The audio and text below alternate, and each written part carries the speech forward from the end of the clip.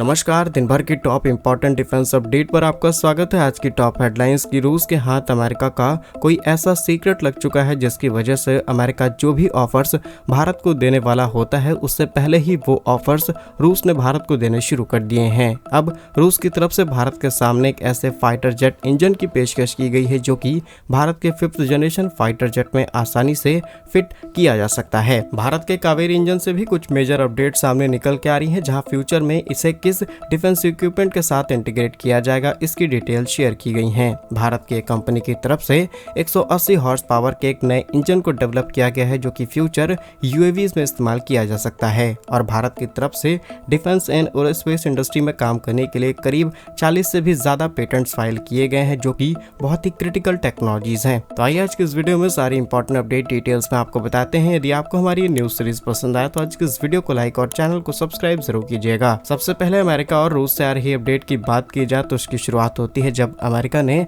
भारत के सामने F-35 fighter jet का ऑफर रखा। इस चीज को काउंटर करने के लिए रशिया ने अपने Su-57 का ऑफर भारत के सामने रखा, लेकिन इसमें कुछ चेंजेस किए गए। पहली चीज कि टेक्नोलॉजी भारत को शेयर की जाएगी, प्रोडक्शन भारत में किया जाएगा और Su-57 F-35 से बहुत सस्ता रखा जाएगा। लेकिन another side government of India इस बात पर भी फोकस कर रही है कि हम अपने 5th जनरेशन जिसे हम एडवांस मीडियम कॉम्बैट एयरक्राफ्ट के नाम से जानते हैं इसे देश के अंदर डेवलप करें और इसके लिए हम अमेरिका से F414 इंजन लेने वाले हैं। लेकिन कुछ समय पहले अमेरिका ने इस इंजन डील में बहुत नखरे दिखाए, क्योंकि जब भारत और अमेरिका के बीच इस इंजन डील को फाइनल किया गया तब इसकी वैल्यू $1 बिलियन थी, लेकिन अब इसे बढ़ाकर के $1.5 बिलियन किया गया है। यानी कि अमेरिका कुछ परसेंटेज टेक्नोलॉजी शेयर करने के लिए इतना ज्यादा पैसे भारत से वसूल रहा है। तो रशिया ने सोचा कि यहाँ पर एक काफी बड़ी अपॉर्चुनिटी गैप है, क्यों ना इसे फुलफिल किया जाए। और अब रूस की तरफ से इस डे लिए 177S यानी कि जिसे सिंपल भाषा में 177S नाम से जाना जाता है, इस इंजन का ऑफर भारत के सामने रखा है। वैसे इस इंजन की पेशकश भारत के अंदर हुए एरो इंडिया 2025 के अंदर भी की गई थी और यहीं से भारत का इंटरेस्ट इस इंजन में देखने को मिला। फिलहाल रूस की तरफ से कहा जा रहा है कि हम चाहते हैं इस इंजन को भारत के अंदर तैयार किया जाए ताकि भारत के अंदर इस्तेमाल होने वाले सुखोई 30 MKI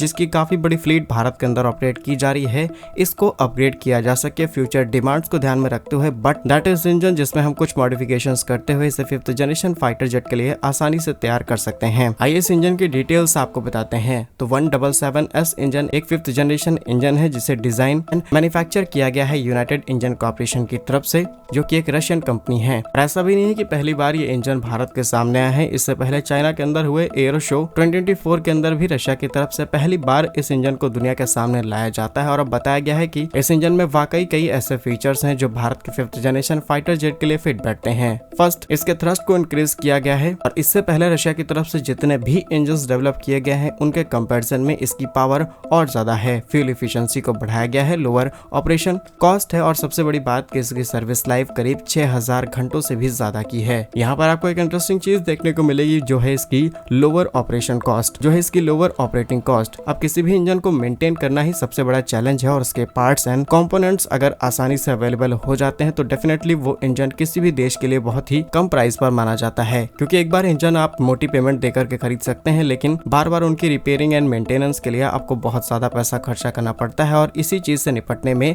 ये इंजन बहुत फिट बैठता है। फिलहाल रूस की तरफ से इस इंजन को लेकर के कुछ डिटेल्स भी शेयर की गई हैं। उनका कहना है कि भारत के पास जो अभी AL-31FP इंजन इस्तेमाल किए जा रहे हैं जिसका प्रोडक्शन ऑलरेडी रशियन लाइसेंस की हेल्प से भारत में किया जा रहा है। करंटली इंडियन एयरफोर्स के पास सुखोई 30 फाइटर जेट जो कि 6000 घंटों से भी ज्यादा की सेवा दे चुके हैं, उसकी तुलना में ये इंजन 3 गुना ज्यादा पावरफुल है। वहीं उसकी तरफ से ये तक कहा गया है कि इस इंजन को AL-51 ही बेसिक डिजाइन के बेस पर तैयार किया गया है और इसे भी Su-57 के साथ इंटीग्रेट किया जा रहा है ताकि इसके टेस्ट बड़े स्केल पर किए जा सके और जल्द ही पूरी दुनिया को ये फाइटर जेट इंजन बेचा जा सके। ऑलरेडी रशिया को पहला कस्टमर मिल चुका है, उनका 5th generation fighter jet Su-57 को खरीदने वाला। अब आप हमें कमेंट्स में बताइए कि वो कंट्री कौन है। नेक्स्ट इंपॉर्टेंट अपडेट भारत के कावेरी इंजन से सामने निकल के आ रही है, जहां पर इसको डेवलप करने वाली ऑर्गेनाइजेशन यानी कि गैस टरबाइन रिसर्च एस्टेब्लिशमेंट की तरफ से कावेरी इंजन के ही एक और वर्जन जिसका नाम है कावेरी इंजन डेरिवेट, इस पर बहुत तेजी से काम किया जा रहा है। इस बात को ऑफिशियली कंफर्म किया जा चुका है। साथ ही कुछ समय पहले भारत के कावेरी इंजन को रशिया के एक एयरक्राफ्ट के साथ इंटीग्रेट करते हुए टेस्ट के लिए भेजा गया है और अब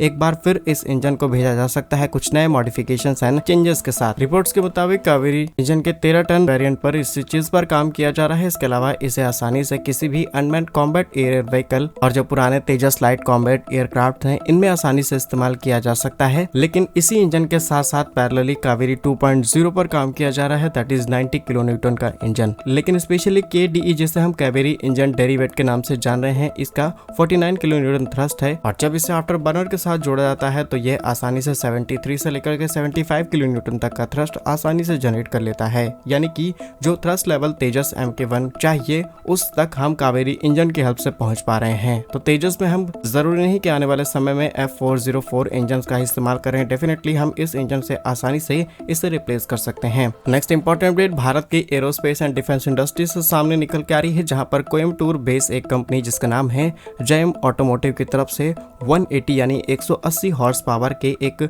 made in India diesel engine को सक्सेसफुली डेवलप किया गया है। अब इतने कम हॉर्स पावर के साथ तैयार किया गया ये इंजन किसी व्हीकल के लिए नहीं इस्तेमाल किया जाएगा, बिकॉज नाम से आपको लग रहा होगा कि ये ऑटोमोटिव कंपनी है, बट ये इंजन UAVs में इस्तेमाल किया जा सकता है। अब आज के समय में कई अलग अलग वेरिएंट्स और कई अलग अलग फ्यूल बेस्ड इंजन तैयार किए जाते हैं जिनका UAVs और एयरक्राफ्ट में इस्तेमाल किया जाता है। लेकिन इस डीजल इंजन के कुछ अपने ही फायदे हैं जिसके बारे में हम आपको बताते हैं। नो डाउट डीजल एक हैवी फ्यूल है और इसको आप कुछ इस तरीके से इस्तेमाल कर सकते हैं जहां पर डीजल की हायर एनर्जी डेंसिटी है देन गैसोलीन। इसके अलावा इस इंजन का इस्तेमाल करते हुए किसी भी UAV को लॉन्गर फ्लाइट टाइम दी जा सकती है और लार्जर पेलोड कैपेसिटी भी दी जा सकती है। इसके अलावा varieties of application including military, surveillance, cargo delivery इनमें भी इस्तेमाल किया जा सकता है और फ्यूल एफिशिएंसी ज्यादा आपको देखने को मिलेगी, ऑपरेशनल फ्लेक्सिबिलिटी देखने को मिलेगी। UAVs में लगाया गया ये इंजन आपको एक मल्टी फ्यूल इंजन की तरह देखने को मिल सकता है और operational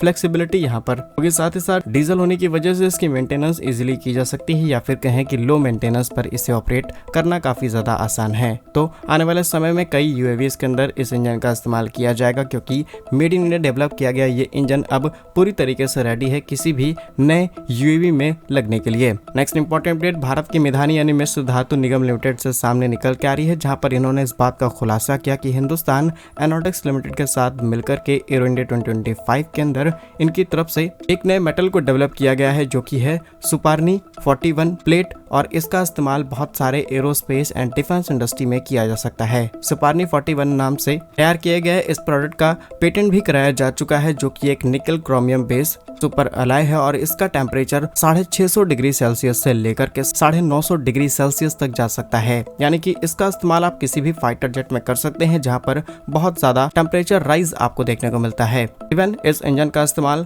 rocket engine, jet engine, turbine, कई प्रकार एडवांस व्हील्स, रिग, एयरक्राफ्ट के बहुत सारे ऐसे कंपोनेंट्स हैं जहां पर आसानी से इसका इस्तेमाल किया जा सकता है। और आप यकीन मानिए इन्हीं छोटी छोटी टेक्नोलॉजीज के लिए हमें दुनिया भर के देशों पर डिपेंडेंट होना पड़ता था, लेकिन अब हम आसानी से इसे रिड्यूस कर पाएंगे। तो कंपनी को बधाई देते हुए कमेंट बॉक्स में जय हिंद जरूर लिखिएगा। भारत कैसे ही वीडियोस पाने के लिए वीडियो को लाइक, चैनल को सब्सक्राइब जरूर कीजिए। वंदे मातरम, भारत माता की जय।